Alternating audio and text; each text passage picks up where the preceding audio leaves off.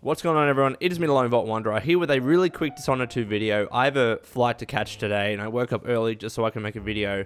I was going to go a week without making one if I hadn't done so this morning. So, in any event, Dishonored 2, apologize for the quick video and me rushing, but I want to be talking about the PC specs that were released, or the recommended specs that were released today on Bethesda.net. Articles linked in the description below if you are interested, but I'll show them on screen right now so you can all have a look for yourself. So as a minimum, the game recommends Windows 7, 8, or 10, of course, 64-bit versions, an Intel Core i5-2400, or an AMD FX 8320 or better. I'd be interested to know how many of you actually own the AMD. Let me know in the comments below, and I should mention as well, let me know in the comments how your PC actually stacks up to both the minimum and the recommended specs for Dishonored 2.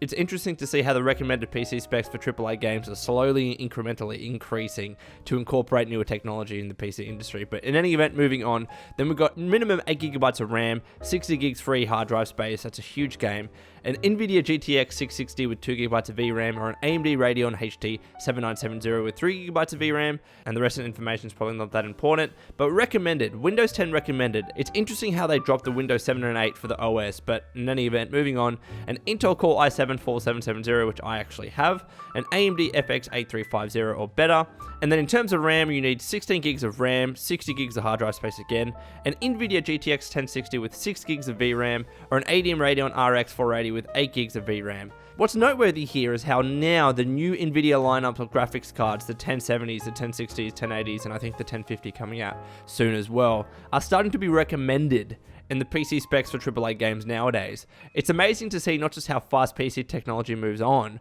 and improves, but also how quickly developers adapt to that and how developers are incorporating this new technology, because the GTX 1060 was only really recently released. The 1050 is coming out soon. Also as well, another point of reference, the 16GB of RAM. I mean, I remember about 2 or 3 years ago when I was looking to get into PC gaming and I got a PC, people were saying, look, you don't even need 16GB of RAM. You'll be fine with 8 and you don't need any more than that. And I'm like, all right, cool, I'm happy with 8GB of RAM. But I recently upgraded to 16 gigs of RAM. And it's because of things like this. It's because the AAA games are increasing the recommended PC specs. Of course, if I still had 8GB of RAM, I'd be able to run the game. It meets the minimum recommended standard there, but I'm trying to get the best performance at 1080p, so trying to get 60 FPS, etc. Yeah, 30 FPS isn't that bad. That was a joke. Relax. Oh god, that last video was funny.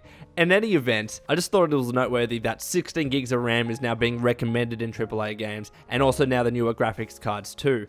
So I'll be fine for several years. How are you going to go with these PC specs? Let me know in the comments below. Are you starting to think that you need to upgrade because of these recommended specs for Dishonored 2? That's what I always need to do. Whenever I'm looking at newer games that are being released, even if I don't play, I always keep an eye on the recommended PC specs just to see what devs are doing with new PC technology and whether I need to upgrade anytime soon. I mean, I did it with the 16 gigs of RAM. I did it with the GTX 970. I owned it, like, I think it was like a 700 line of NVIDIA GTX graphics card. I can't remember the specific number, but it wasn't the best, so I upgraded to a 970. But in any event, let me know in the comments below, and until next time, this has been the Lone Vault Wanderer. Please take care of yourself, and would you kindly keep fighting the good fight.